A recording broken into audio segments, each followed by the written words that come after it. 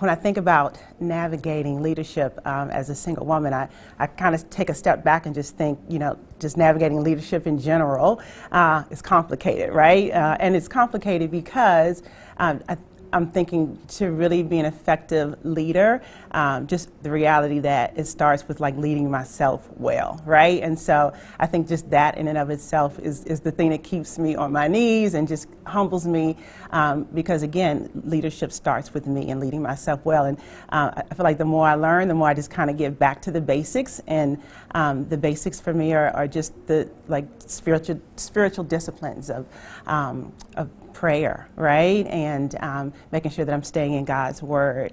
I think about just the basics of making time for family, prioritizing time with family. I think sometimes as singles, it can be easy to be married to your job or married to ministry. And so just making sure that although you might not be in a season where you're stewarding family in terms of a husband or children, but family is still a priority, and you need to be making sure that you're taking time for your family.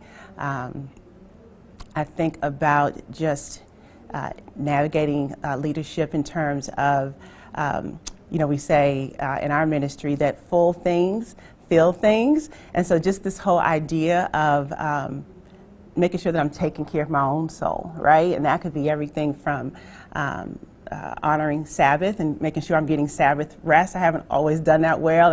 I have some seasons where I feel like I'm doing it better than others, and some where I'm doing everything but resting. I'm running errands and doing chores, and so just making sure that I'm taking time to rest and doing things to replenish my own soul, and just understanding what are the things that helps replenish my soul. Again, when I think about navigating leadership as a single, I think about guarding my heart, right?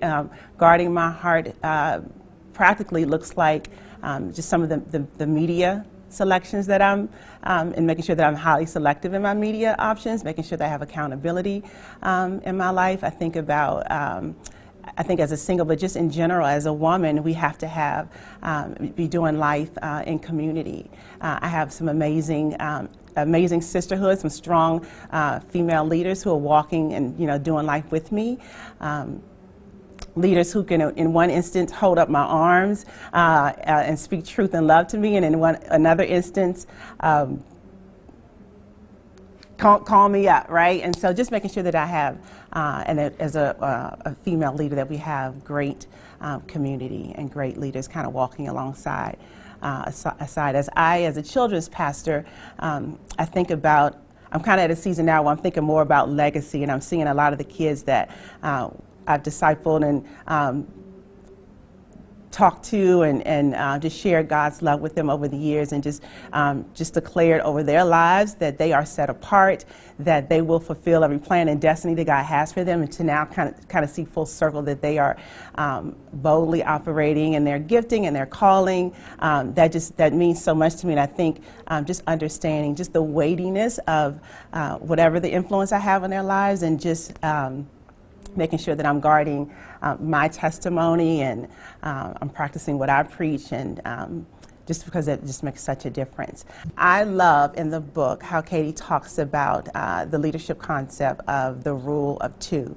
As a children's pastor, like, we live by this rule, and this idea of always having two leaders with a child, and how that there's safety and protection when you're in groups, not only for the child who's entrusted in our care, but also for the leader. And so I think about how that translates into the leadership context, and just this idea of the rule of two, not doing ministry alone, and how you can double your leadership efforts when you take people along with you, whether that's two women or two men or a man or a woman. The idea is that you're taking two people along with you, and that you can double your leadership efforts and development while you're building relational equity with those leaders. And so a practical example of that is something as simple as a hospital visit, taking two leaders, male, female, along with you to a hospital visit.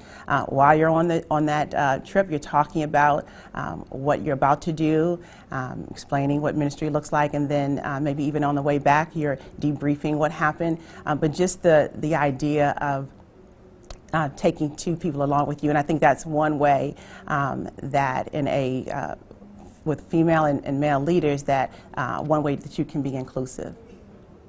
I've been blessed to have some really great male leadership on teams where they've allowed me to feel just that my voice mattered and that my ideas mattered, and just felt like created a safe environment for me to be able to share that felt inclusive and yet safe in the same time. So it's been great.